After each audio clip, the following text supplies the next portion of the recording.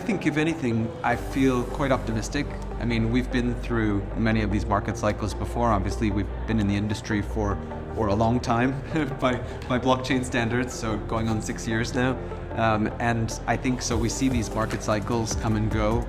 And I think for those of us who are real believers in the long-term potential of the technology, I don't think that the market circumstance really, I mean, it's an external factor, obviously, because there's consumer demand, ebbs and flows with market circumstance.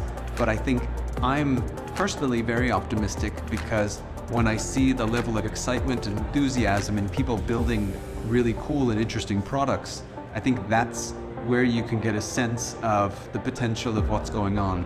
Because if I look at one of the biggest things that's happened over the last 2 years, we had a very hot bull market. There was tons of investment in the sector. But I think the thing that really struck me most of all was how many really smart people I saw leaving their jobs in other industries, particularly where I come from in gaming, leaving sort of Web2 game companies to try something in Web3 because they really believe in the technology and believe in its effect to sort of transform the way that games are made. So I think that's really exciting.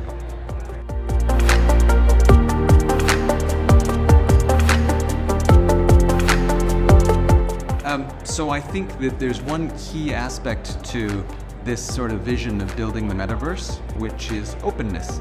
Because the idea of building a metaverse is that it's open and interoperable. And I think that's what Web3 brings to the conversation of trying to build a metaverse.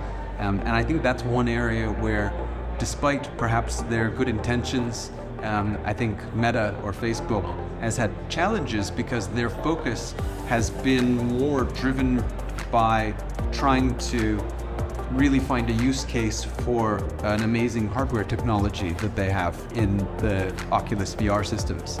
And so I think that that's, focused their attention much too narrowly, because ultimately the metaverse is about being a really open and inclusive, broad and kind of diverse space.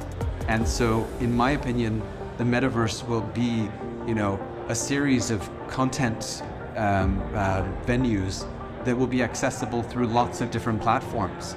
So there's no reason why the metaverse cannot be on your phone or on your desktop or on VR. These are all just ways to access the metaverse.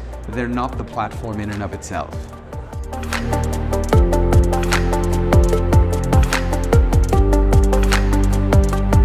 100%. And I think the reason that happens is not simply by some of the models that we've seen already over the past several years, like play to earn gaming, for example.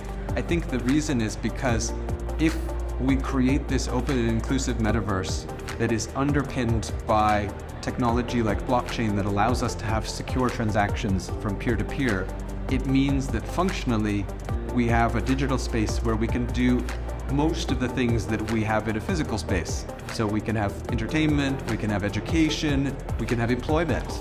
And because we have the opportunity to have all of those and a financial infrastructure to make that exchange of value, then absolutely, because there's no reason you shouldn't have your job in the metaverse. I mean, to be honest, most of us spend a lot of time working remotely now anyway, after the pandemic particularly. So these are all metaverse jobs. Why shouldn't Zoom be part of the metaverse,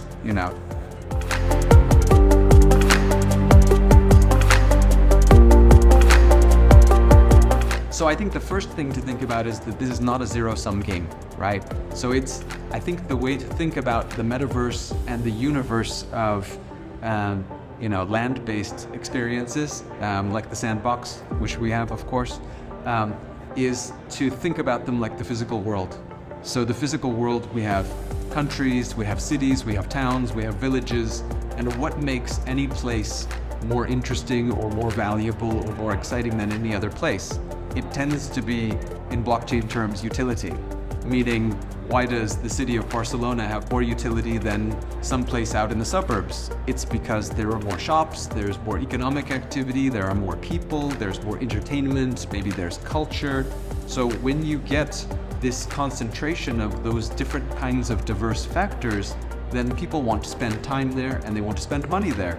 And I think that's why we're ultimately thinking about the model similar to building cities. And so I think there will be many diverse places. Obviously, we hope that people come to the sandbox and that it's a very successful environment, but I think it's only going to be one of many, because it's about, at the end of the day, attracting a community that has a particular culture. And so there are people who like living in Barcelona, and there are people who like living in Tokyo, because they have different cultures, they have different languages, different communities. And it doesn't mean that one is the winner or one is the benefit or one is better than the other one. They just cater to different communities. So I think we will see lots of these environments growing up online in digital spaces where they will cater to different kinds of communities. But the nice thing is, because we can enable that peer-to-peer transactional capability, it means that these economies can be sustainable even if they're not so big. So why can't you have a metaverse that only has 10,000 people in it, because you have a village or a town with 10,000 people that's fine. So why can't you do the same thing in digital space?